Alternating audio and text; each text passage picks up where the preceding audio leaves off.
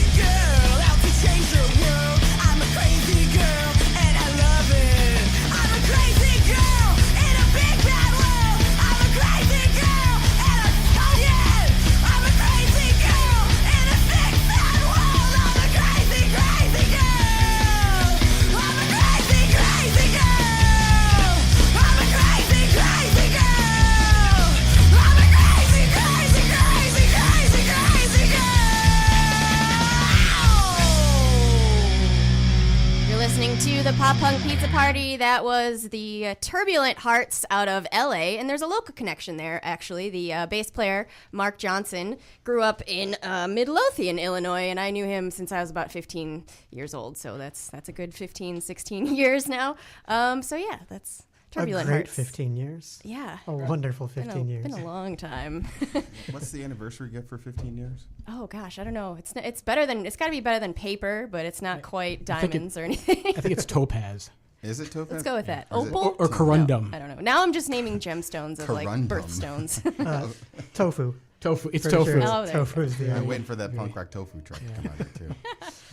All right, well, so this is a Pop Punk Pizza Party. We're here in the WLPN Lumpen Radio Studios. We have this is an amazing group here. We have Dave, Hello. and we have Allie, Hi, and we have our special guest, Daryl Wilson. Doctor. Hi, how are you? I'm your special guest today. Dr. Daryl Wilson is right. That is true. That is true. They call me Dr. Love, they say sometimes. But he's not from Kiss. What band are you in, sir? The Bollweevils. That's right. Sometimes we kiss. That's every time we kiss. And let's sometimes when we keep touch, the honesty's too much. Honest, look at you. Wow. We're gonna talk about Meatloaf now. So we've spent the previous hour dissecting Anything for Love lyrics. And what did we come up with? I think that Meatloaf was unfortunately like on the road or something, and then he had some, clandestine relationship, but Side he didn't chicks. didn't really love the person, but he loves the one he's with. A And jump then off? He would do anything for love, but he wouldn't leave his real love for this other person. Yes. That's what I think. Or it's something else entirely. Which could be something non-family friendly for Non-traditional way of sensual being. Just let your mind wander. You'll figure it out. If you have any ideas, go ahead and text me. Yeah, he would do anything for love. But don't worry, we're not playing any Meatloaf for you today. Dang it, This is not this party. the pop punk Meatloaf party. Is there a pot pie party I could go to? Because I'm Pot really pie? hungry now. You're talking about all this food. I think it's the polka pot pie party. That's on Sundays. Oh, great. I have I some go to peanuts. church then, though. That's what I do. I go to church at that time. Come on, Sundays. guys. Well, it's wonderful weather outside here. Actually, I think it's getting even more wonderful as we are on the show. And wow, well, what a city! We have this wonderful city here. One of the things I wanted to ask you, Daryl, since you've been in the punk scene for so long, Yeah. could you take us kind of like a little bit through the decades and maybe talk a little bit about like just how things have changed and evolved and what you've seen, since when would you say you started? Well, I mean, moved here, in the 80s. I mean, like in 88. And, at that point, I'd been introduced to Naked Ray Gun. And, when you think about the scene of punk rock back then, all those people that we were, hanging with way back, going to the Metro scene shows, and seeing Ray Gun specifically as an event, those same people are still around, and you can still run into them at places, like Cobra, Liars Club, just generally anywhere in the city you were at a show.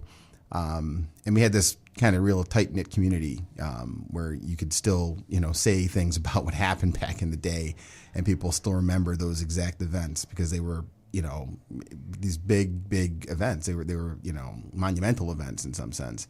And now I think there's such a large influx of bands. I mean, I guess going from the Ray Gun era to the kind of the Bollweevil era, I guess, with us, 80 Fingers Louie, the Smoking Popes, Apocalypse Hoboken, Mid-90s. Yeah, I mean, you get, this whole thing where we all were still living in that same vein of how a scene should be, where you had this kind of family thing, though we were all, in these different bands, and we had a little bit of competition with each other. I mean, it was kind of, we all still wanted to help each other out and kind of make everything work together from a Chicago standpoint. And we're all very Chicago born and bred kind of folks and Midwestern kind of folks, where we're all, salt of the earth kind of guys and gals that are playing in punk rock. And of course, there was no real large element of social media associated with that. I mean, the social media was getting a flyer to a show and hearing about it, and calling the punk rock hotline. Thanks to Brian Peterson. I mean, you got to have those things there, Yeah. and and the scene, when you think about the Chicago scene, it expanded out to the suburbs in some sense of having Elgin a part of that. With bands like Slapstick and Tricky Dick. Now bands like The Usuals, things like that. I mean, there's still this kind of larger conglomeration of bands that were all around, but we were all Chicago is what we called ourselves. Mm-hmm. And now with the proliferation of social media and the internet and, streaming music, you can have, music from anywhere that, you can suddenly identify with. And really, we were Chicago people. We all identified with Chicago or Midwestern music. Mm-hmm. So I think it's harder now for bands to really break out in some way. Before you had limited choices, but now you have choices that are so varied and so diverse that, sometimes to find a band is kind of difficult. Though I know that there's, this underground scene that's out there where you got, these young guys that are putting out music, and they're doing, shows in places where you got to ask a punk to go to a show. So it's kind of going back to that. It's kind of come full circle in some senses. So I think the scene is still, kind of a scene. It's different. Mm-hmm. When old people like me start talking about things and we get nostalgic, sometimes some people start to rant about, oh, in my day it was so much better. What it is just different now. And the way that individuals get introduced to music is very different than the way we would get introduced to music. You buy a 7-inch, then you look at the liner notes and see who the band's talked about and then find those other bands after this. Now it's like, a computer algorithm can make a decision to say, if you like this band, you might like this band. So very different way of getting introduced to music.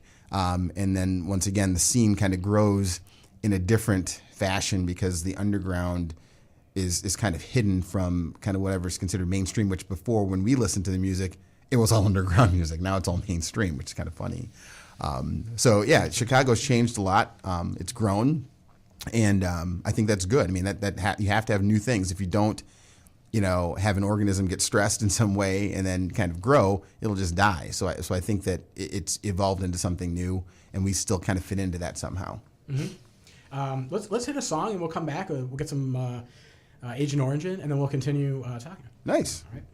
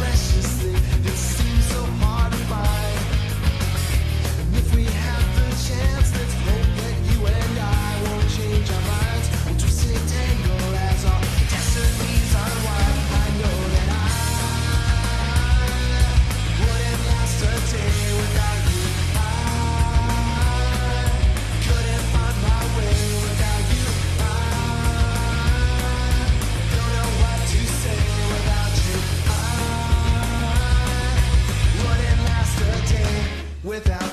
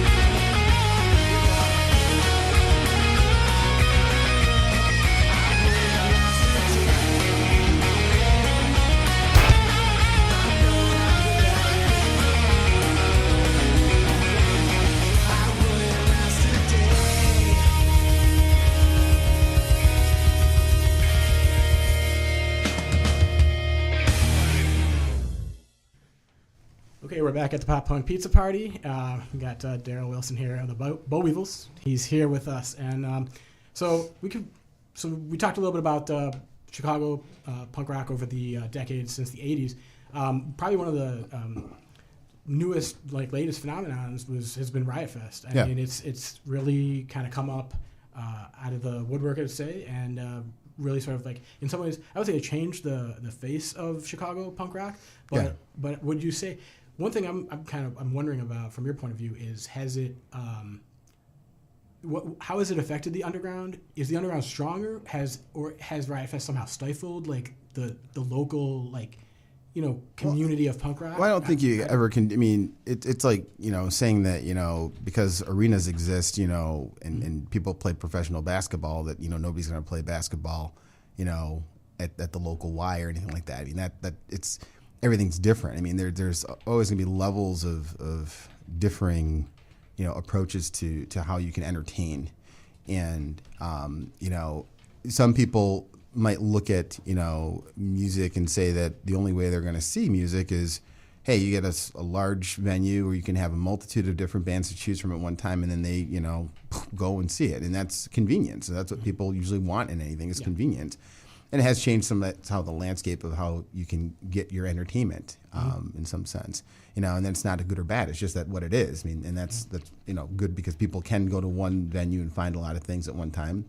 But you're right, it can sometimes stifle some of the, smaller venues when they have bands go out. And some people might not go out and see bands now, in local venues to go see local music, because they're waiting for. What I'm wondering about is if there's kind of like new interest coming in, and then those people are actually going to see shows. Well, that's what you hope. I mean, that's what you have. You have people that will get a smattering of bands and like, wow, I haven't seen that band before. Now I'm going to go see them again at a smaller venue, and that's what you hope happens.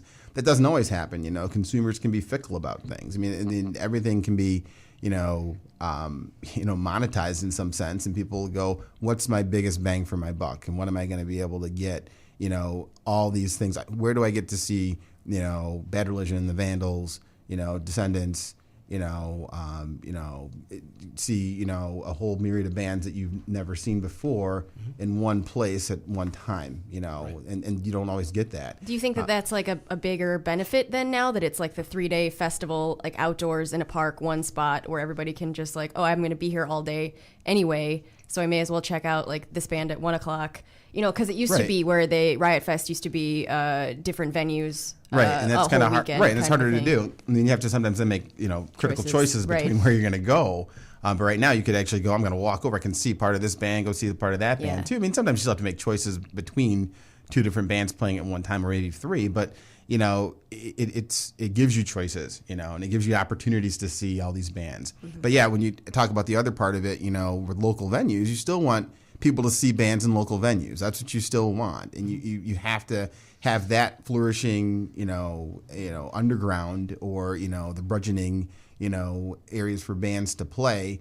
If those don't exist, then you can't have the bigger things. So they have to go hand in hand. I mean, it's not that they have to be, diametrically opposed to each other in any way, shape, or form. It's a matter of like, it's a music scene, and you want people to actually go and be a part of the scene. And that's what I think when you talk about the old, way that the scene was in Chicago. It was, I guess, more cohesive because it was smaller. I mean, now that it's gotten bigger, it is harder to choose where you go at times. Mm-hmm. And sometimes people will wait and say, I'm going to wait to see a band at a larger festival versus coming to, a smaller venue where they see them. But I mean, there's nothing that beats the small, intimate setting of seeing a band. And that's why you always get these other shows that are after shows that are there. You can see the band, on the large stage, but then you get the opportunity to see them later on in a smaller place. I mean, that's brilliant. That's awesome. That's great. You get to really experience the visceral feeling of being where the band is, or being, in the crowd with everybody, and being, instead of with 1 million of your closest friends, with, 200 of your closest friends, that, can easily spill a beer on you, or, elbow you in the eye. So, I mean, I don't think that yes, things have changed. I wouldn't say that it's for the worse or for the better. It's just different, and you have opportunities to choose things. And I think people like choice. I mean, that's what people want in the world, is choice all the time, and the ability to have access to things in a simpler fashion. I think is what people really want. Look at the internet. I mean, that's the biggest advent of how you get access to things almost instantly. The problem sometimes with that is that people believe everything has access that way, and that is not always true. And sometimes tailoring expectations for people is what you end up doing most of the time as a human being, talking to another human being, saying, hey, your expectations are completely wrong. This is what's going to really happen now. Okay? So, I went into a whole bunch of esoteric things, but you guys can understand what I'm talking about. Yeah. Well, I mean, so one of the things I noticed is that Ian's party, which is coming up over the New Year's Eve, it's around here. So like that has grown steadily, but not by large margins. And Riot Fest has been around that whole time, and I just think that that's been kind of an interesting way to look at kind of the scene, because it's a lot of local bands, small bands, smaller bands, right. And to see that it's grown, but it hasn't sort of like grown into this kind of like, crazy thing that's like out like the beyond, Kraken, like the Kraken. Yes, it hasn't like just like morphed into a Teenage Mutant Ninja Turtle from a tiny little turtle, but it's not like a I like my Kraken more, than that. I mean, you went like kind of new school. I went like old school mythology, and you come out with Teenage Mutant Ninja Turtles. I'm talking about the old black and white stuff. They were like Daredevil-y, like the Hand. I mean, that's the thing. I mean, just some sort of beyond expected growth, or it just seems like it's still like a healthy growth or whatever you want to say, but it's the community has sort of developed rather than I feel like it's been some sort of outside sponsorships and but everything grows in its own way. I mean, it depends on what you water something with or how you feed it and how it's going to grow. I mean that's the thing. Anything can grow exponentially if you allow it to, or if you have the right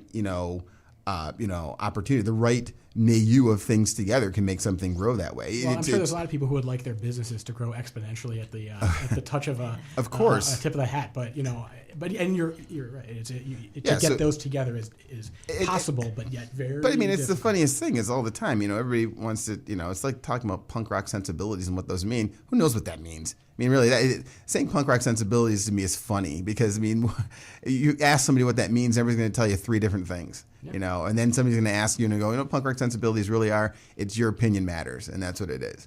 And so it's like, okay, cool. So everybody's opinion matters, and nobody's opinion matters at the same time. It's like the whole thing we're talking about, zero energy in the universe.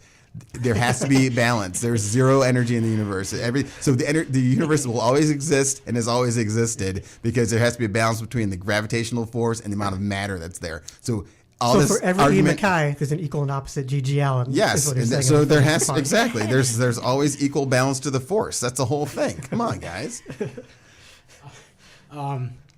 So, yes.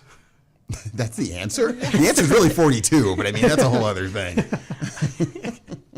So sci-fi so you're a doctor. Yes, I am. You're a physician. Yes, I am. Working in an emergency room. Yes, I do. It's a pretty serious thing. I mean, and let's just juxtapose that a little bit, is that so part of your life is spent saving people's lives. Saving people's lives. Yes. And part of and then the other, last year, I guess it was, we were talking, is that, so I see you at a Bollweevils show, you guys are ripping through songs, and I think it was the second song through, you basically, you said people aren't dancing enough. And you said, we have to create a party here. And then you proceeded to jump off the stage into a pit of no one. People split apart to let you fall on the ground. Yeah.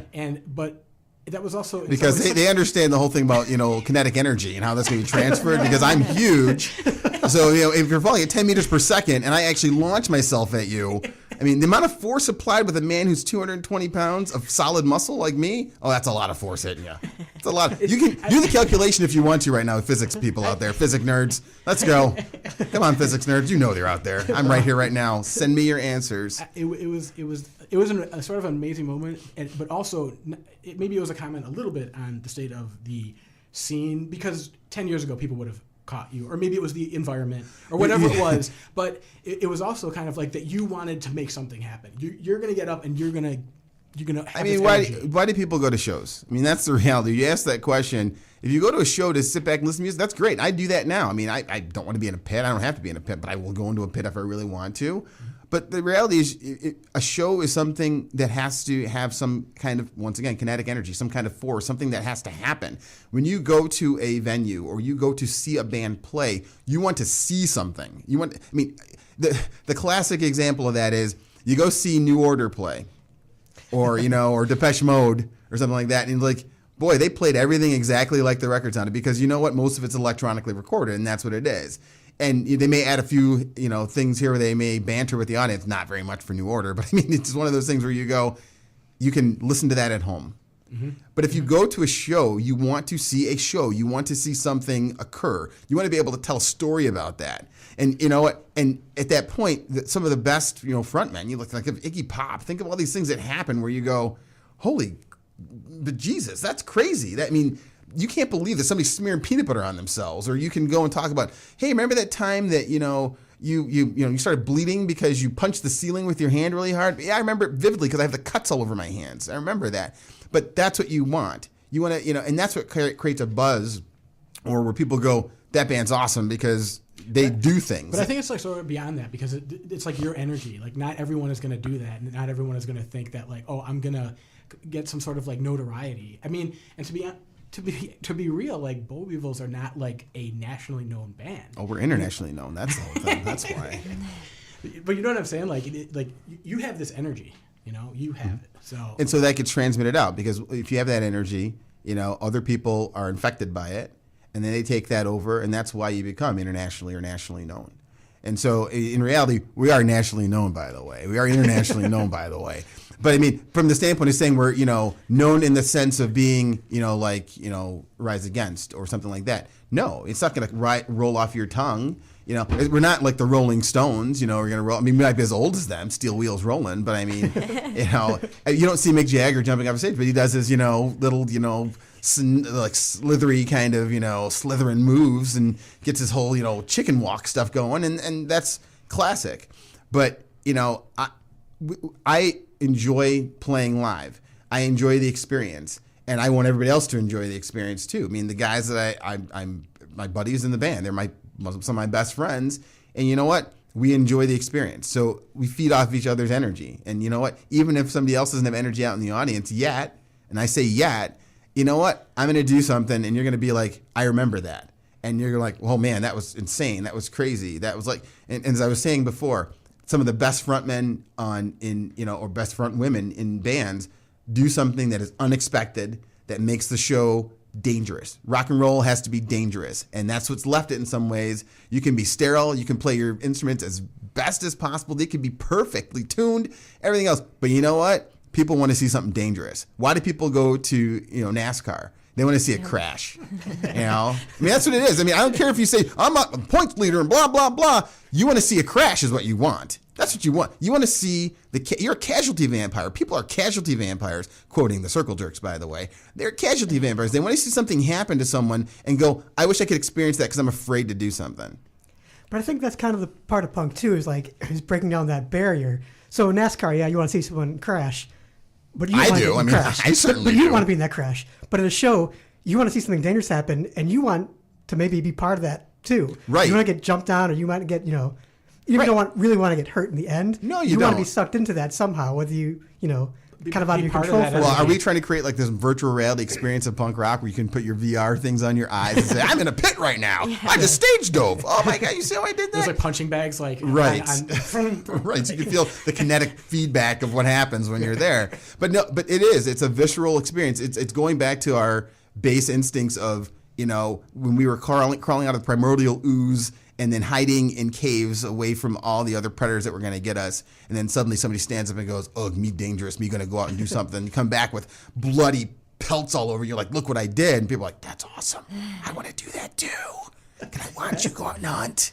I mean, that's what it is. It's like, let's watch us tribally dance and go insane. And then people get a little bit of insanity for a little while, then go back to the, buttoned up lace world of what I do. I mean, I have a dichotomous life. I'm physician by day, this guy by night, but I'm also a father and husband and have to do those things too. And hey, I can't, stage dive. Hey kids, let's stage dive down the stairs right now. Let's do that right now. Hey honey, I'm going to, let's slam dance while you're cooking eggs right now. That'd be awesome if we burn the house down. That's not ever coming into my brain, but I can release that energy at a show. Yeah, that's awesome. Can I ask? Oh, do you want to go to the song? No. I have a next question too. So you mentioned like the dichotomist, like you're a doctor and you got your wild punk life. Right. Do your coworkers know about it, and how do you navigate those kind of spaces?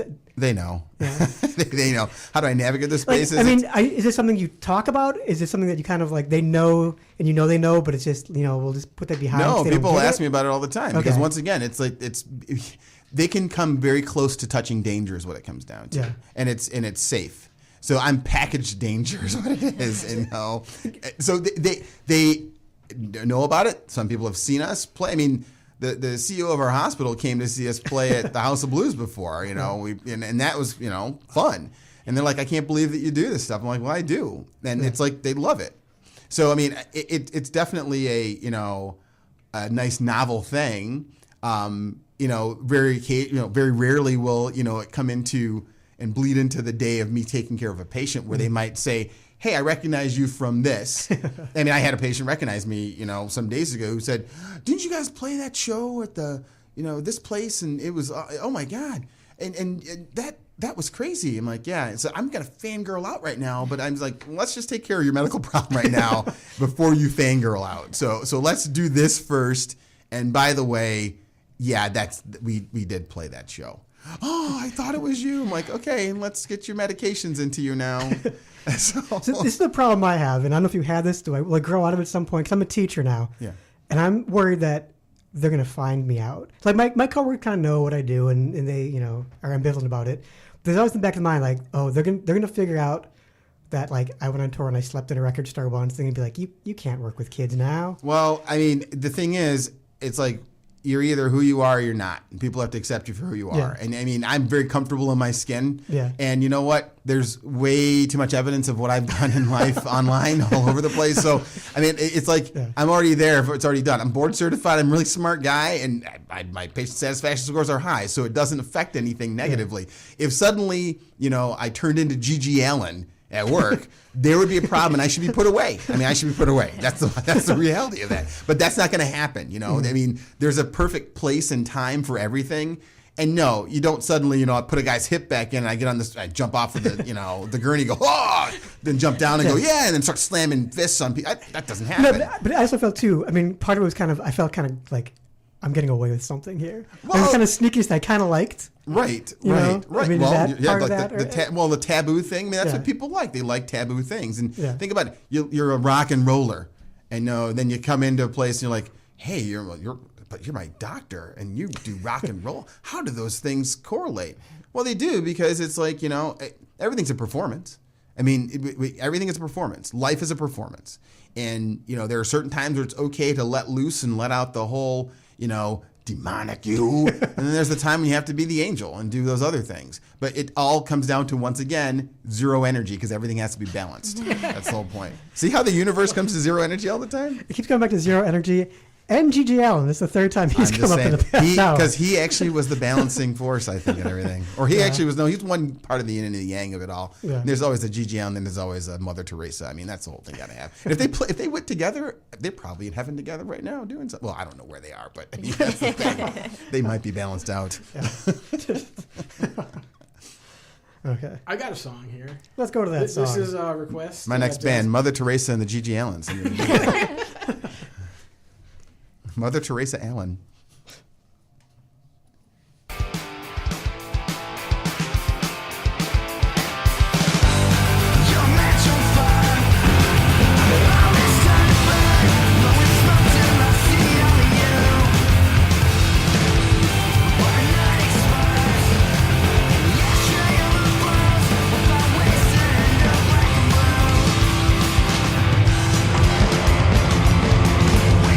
Somewhere west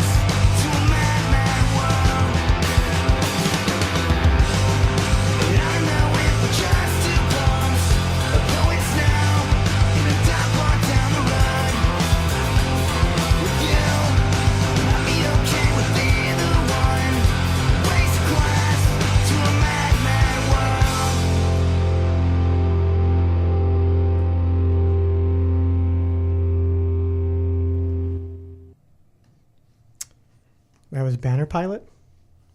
With the song Matchsticks. That was a Daryl request. Thanks, man. We played it. Now I have diabetes from all that sweet pop punk. I think I have to chop my leg off now. It's so sweet. I mean, really. Diabetes. That is advice from a doctor. If you feel diabetes coming on, just chop your leg off preemptively. Preemptive strikes are the way to go all the time. Empire's got to strike first if you can. Boom, take them down. Leg is off. No diabetes for me. Well, I have diabetes, but now I got to chop up higher and higher and just keep going up as my leg turns into a candy cane. Because someone understand it starts in the toes and works its way up, right? That's how it diabetes sure does. works. That's how candy canes are formed, actually. I think it does, like when you're listening to rock and roll, it sort of like starts at the toes, start tapping, and then it just keeps like working. Right, we're talking about like neuropathy and then losing a leg now. It's like going from rock and roll to the whole thing. Oh my gosh. Yes. So now let's get off the diabetes kick here. So we've got some upcoming events. I see from a week. Last month we talked a little bit about Blink-182 and Green Day playing a show together out in California. I think that's big ups to Matt Skiba. There you go. Yeah, right. Yeah, from the Traders. That's Traders time. Yeah. So that. Do you have any comment on that? Skiba being in Blink-182. Blink-182 2.0, basically. They got way better. They got way better. They got way better. Oh, good okay. thing. Good for Matt. I mean, that's a good thing. You know, he's a talented guy. He's been talented forever. I mean, I remember when he was a kid too. You know, and then the Traders, played that whole thing at the Metro where they, made sure we were reminded of that we were never playing there again. Was that the one where Johann's face was completely? Well, that was WLUW. No, it was that was the same show. Yeah, the WLUW show back then. That was the worst show ever, huh? That was a great show, actually. It was fun. I mean, that was our reunion time, and when we came back to play, in 2003, it was fun. But the Traders they're the Traders. Yeah. Big ups to Francisco. They're gonna make you remember them, right? They're gonna make it. They're gonna make it an event. Of course, and that's what you want. Once again, at the show, you want an event to take place, and you remember those things vividly in your mind. And we also have the Gilman showcase with Lookout.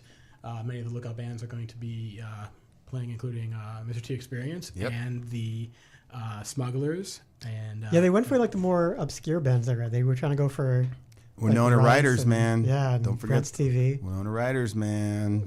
Big up to Skip. I think they're playing too. Yeah, they are. Yeah, they are. And we didn't Skip singing for the Dead Kennedys, so that's a thing. So. Oh, I didn't know that. Yeah. Skip's a good dude, man. Those guys are great. The Winona Riders, man. Connection there. Yes. So you won't see Jello Biafra there for multiple reasons. Wasn't he at Gilman when he got his leg broken, Jello? By who? I don't know. This was a while ago, but Jello Biafra's at Gilman. I think it was because of diabetes. I was going to say, definitely was candy cane leg break at that point. Well, what's great here is that we actually have an interview from Reggie's, where Mr. T Experience played recently, and this is our special correspondent, Jason Duarte, giving us a little interview here. So here it goes. Special correspondent for the Pop Punk Pizza Party here on the south side of Chicago at Reggie's Rock Club in early December, and it is cold. MTX guitarist and vocalist Dr. Frank Bortman's here with us now. Hello, Dr. Frank. Hello. Dr. Frank, 3 questions. Since this is a pop punk show, we're wondering which bands were the first to play what you consider to be pop punk? For me, I mean, I don't know that I know what pop punk is as pop punk, but when I was growing up, the things that were punk pop that I appreciated and I wanted to emulate when I grew up were the Undertones and the Buzzcocks, primarily the Boys, maybe that kind of group, the British punk bands that played pop songs. I don't know what pop punk is in the contemporary sense. Cool. Thank you. Which bands does MTX love to play shows with the most? We always had the best shows with the Smugglers. And the High Fives also were a very fun band to play with always. We love the Queers always.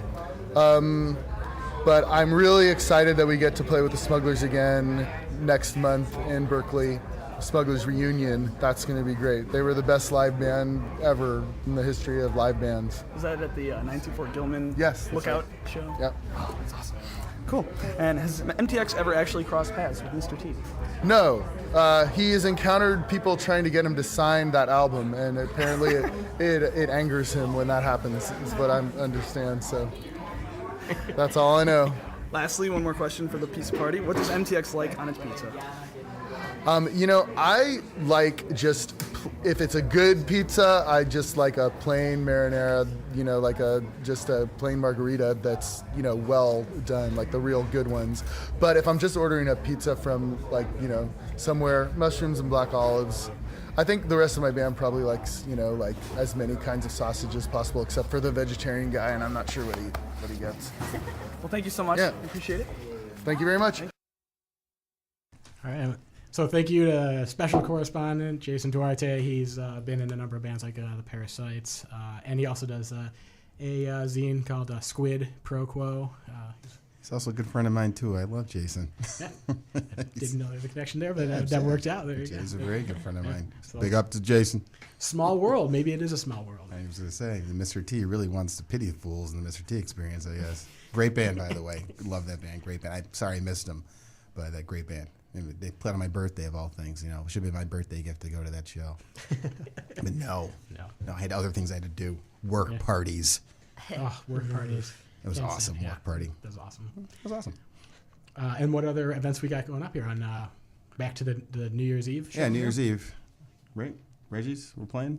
That's where you guys are, yeah, right? Yeah, I think that's going to be a fun time, So, yeah, New Year's Eve. It's going to be Suicide Machines. It's going to be a war on New Year's Eve now. We did our war on Christmas. Hopefully Christmas dies. And hey, who played that War on Christmas show? It would be the Lawrence Arms, of course, and then Wait Dead a minute, to Me. didn't you say that you were going to debut a Lawrence Arms song? Well, I'm not in the Lawrence Arms, so that'd be hard for me to do that. Are you trying to goat me into something? Yes. Well, there was.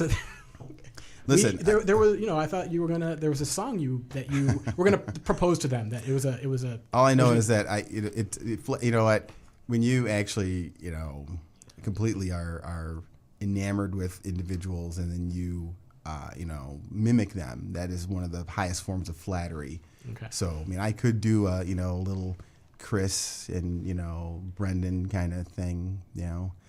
My eyes are looking forward.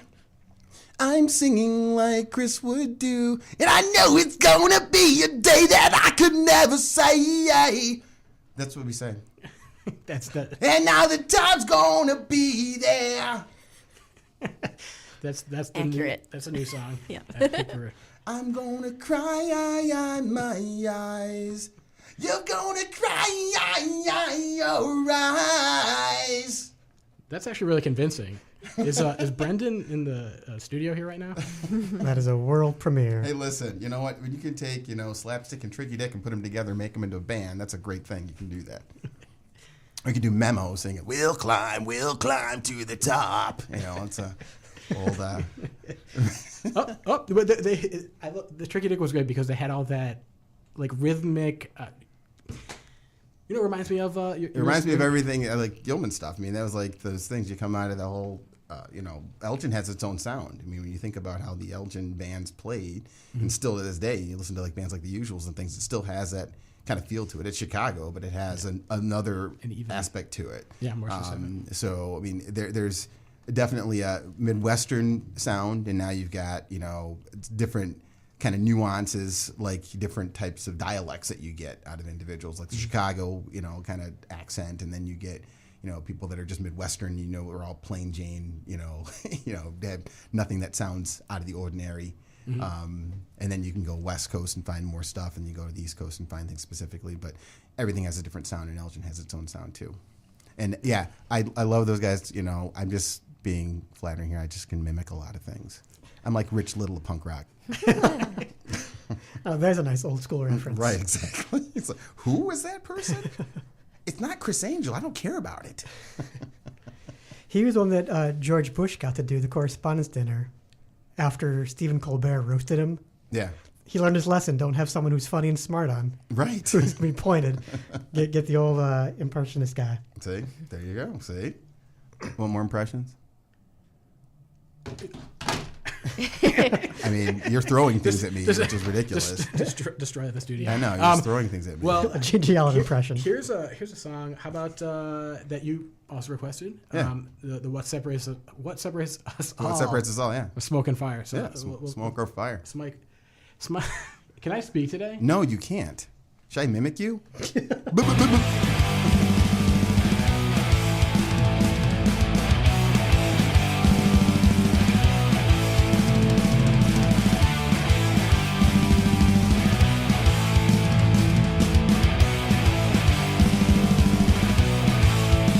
Is it so overwhelming to accept the fact that everybody feels? They classify, objectify each other, whatever helps you sleep. The upper class, the middle class, the lower, we're all one of the three. It's true that there's a color divide. It's not black or white, it's gray. One nation of division and people meeting. Divided we stand, united we'll fall.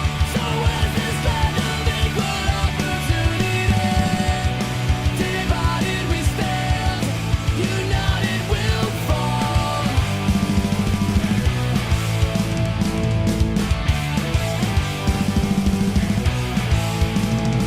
As you walk along the stolen ground, ignoring poverty, remember anyone becomes a criminal when you leave them starving. So as the pro-life, pro-war, right-wing Christian, how their rational makes sense? Should they decide whose children live and die and whose rights we should defend?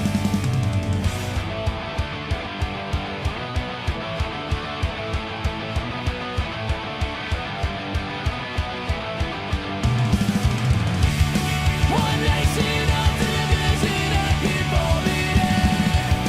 Divided we stand, united we'll fall. So where's this land of equal opportunity? Divided we stand, united we'll fall. Divided we stand, united we'll fall. Divided we stand, united we'll fall.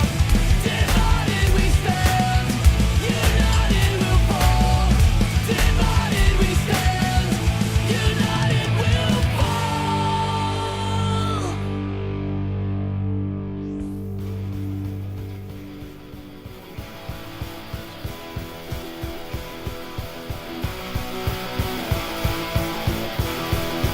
Everything is spinning, wild out of control. I feel my life pass me by, I'm falling down a hole. They're gonna tell you that everything is fine. They're gonna tell you to sign the dotted line. My father told me grow up and be a man. My mother's sympathy kept me in their hands. They didn't listen to a single thing I said. And then I reached the breaking point, and I knew I'd be better off dead. Step back if you need time to choose. You got nothing else to lose. Step back if you need to get away. Leaving home's not easy, but maybe the only way.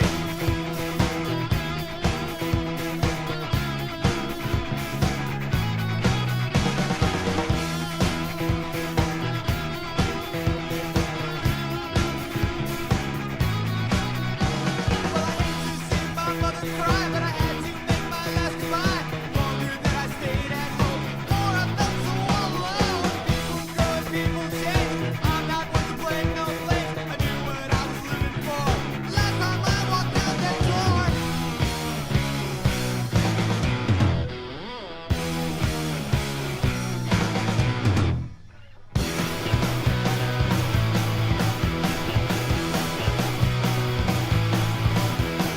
Everything is spinning,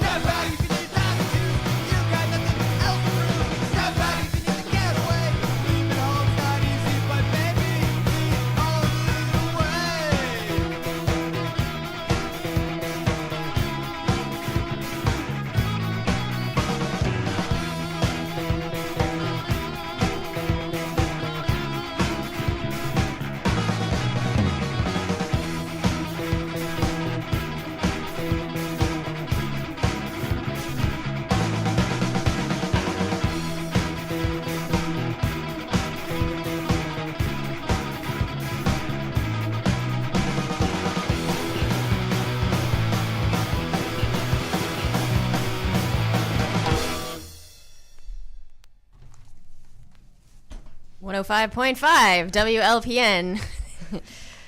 That's called professional. Yep. That was Cringer from their Karen EP on Lookout Records. Great song, man. That takes me way back. Yeah. Way back in the day. Boy, Yeah. I got all sappy, crying almost. I had my backpack on, started doing my emo funky check, and almost cried. Boy, it's like really playing a Cringer song like that. That's really good. It's really good.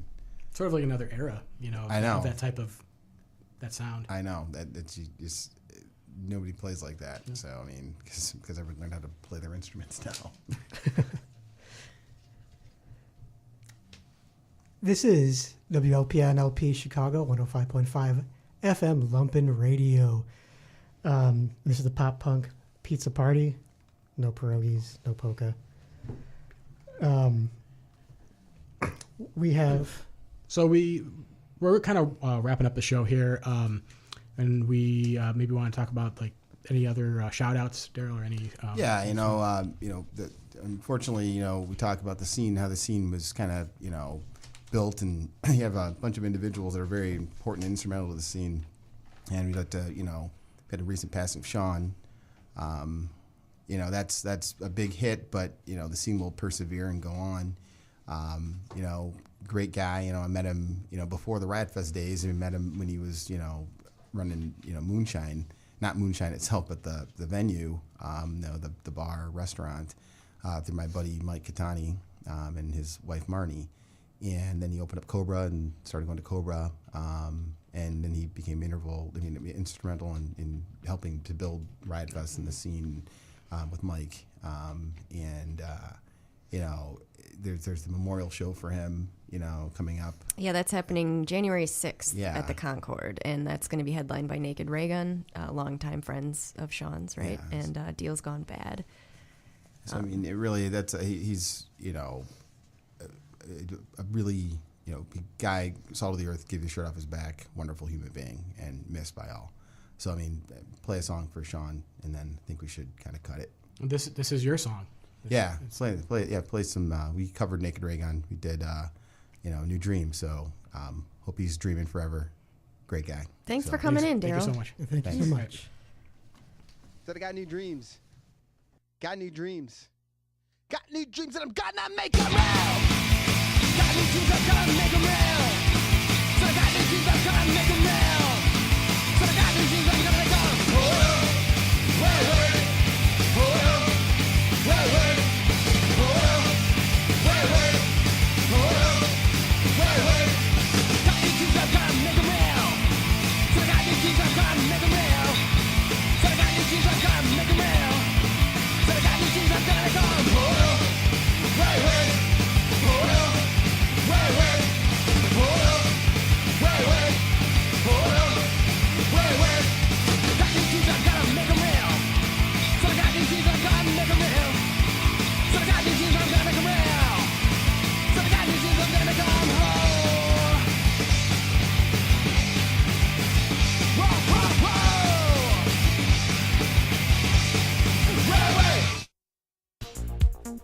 Give me a chance.